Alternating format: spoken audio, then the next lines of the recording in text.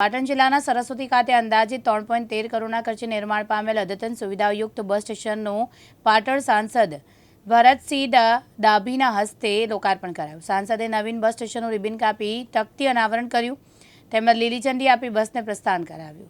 લોકાર્પણ સમારોહમાં સાંસદ ભરતસિંહ ડાભીએ જણાવ્યું કે રાજ્યના નાગરિકોને તમામ પ્રકારની સુવિધા ઉપલબ્ધ કરી શકાય એવો રાજ્ય સરકારનો અભિગમ છે।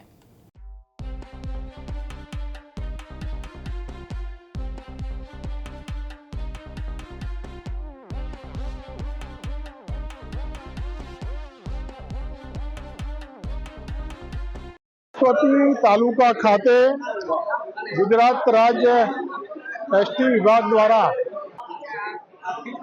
નવીન એસટી બસનું લોકાર્પણ કરવામાં આવ્યું।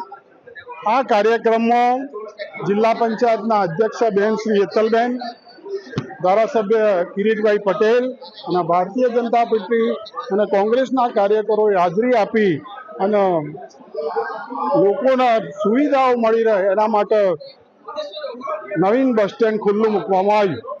ઉપેશ પંચાલ સાથે જયેશ મકવાણા, દિવ્યાંગ ન્યૂઝ, પાટણ।